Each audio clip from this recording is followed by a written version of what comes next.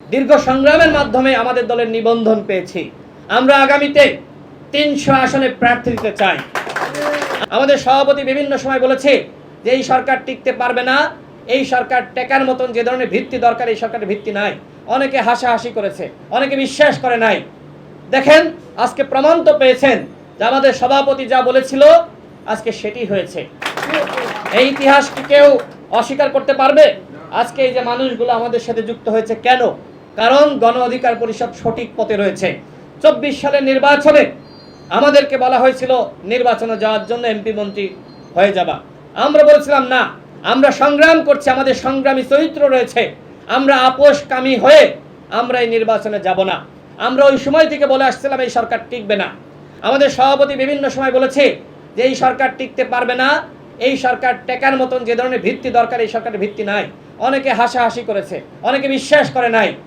দেখেন আজকে প্রমাণ তো পেয়েছেন যে আমাদের সভাপতি যা বলেছিল আজকে সেটি হয়েছে। গণ অধিকার পরিষদ আগামীতে এদেশের নেতৃত্ব দিতে চাই। আমরা যেটি আগেও বলেছি এখনো বলছি, আমরা আমাদের দলের দীর্ঘ সংগ্রামের মাধ্যমে আমাদের দলের নিবন্ধন পেয়েছি। আমরা আগামীতে ৩০০ আসনে প্রার্থী দিতে চাই। আমরা আগামীতে বাংলাদেশে নির্বাচনে যেতে চাই আমাদের সাথে যারা যুক্ত হয়েছেন তাদের মাধ্যমে, তাদের সাথে নিয়ে।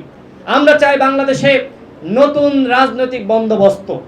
পুরাতন রাজনীতির মাধ্যমে ৫৩ বছরে যেহেতু পরিবর্তন হয়নি, সুতরাং ভবিষ্যতে হবে সেটি কিন্তু এখনকার তরুণ সমাজ, এখনকার জনগণ বিশ্বাস করে না।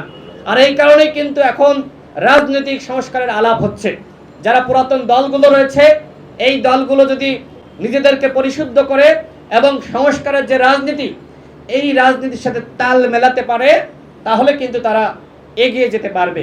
অন্যথায় ওই পুরাতন মান্দাত্তার আমলের যে রাজনীতি ওই রাজনীতিকে আঁকড়ে ধরে বর্তমানের সাথে এগিয়ে যাওয়া যাবে না।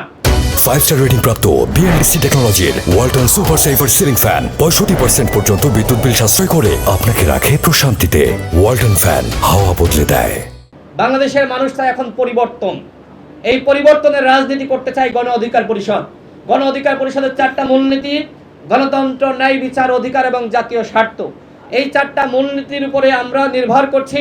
এই পাটাতনের উপরে দাঁড়িয়ে আজকে আমরা আমাদের সংগ্রামকে চালিয়ে যাচ্ছি। মহান মুক্তিযুদ্ধের যে লক্ষ্য উদ্দেশ্য ছিল, যে মূলনীতি ছিল, সেটাকে আমরা বুকে ধারণ করেছি।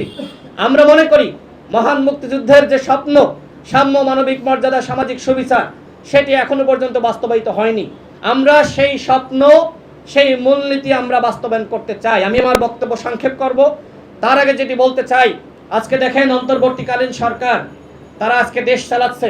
এই সরকারের বিরুদ্ধে বিভিন্নভাবে ষড়যন্ত্র শুরু হয়েছে। আমাদের শ্রদ্ধেয়, সকলের প্রিয় আমাদের আসিফ নজরুল স্যার, তার ভূমিকা সম্পর্কে নতুন করে আপনাদের কাছে কি তুলে ধরতে হবে? দীর্ঘ 15 বছর তিনি সংগ্রাম করেছেন। 2018 সালের কোটা সংস্কার আন্দোলন, যখন কেউ কথা বলতে পারে না, ভয় পায়, যখন আমাদেরকে রিমান্ডে নির্যাতন করা হচ্ছে, যখন আমাদের সভাপতি নুরুল হক নূরকে চিকিৎসা দেয় না, এক হাসপাতাল থেকে আর এক হাসপাতালে পালিয়ে চিকিৎসা নিতে হয়, তখন কোন মানুষটি সংগ্রাম করেছে, প্রতিবাদ করেছে? একজন শিক্ষক, একজন মানুষ, সে ডক্টর আসিফ নজরুল স্যার। আজকে দেখেন তার বিরুদ্ধে ষড়যন্ত্র শুরু হয়ে গেছে।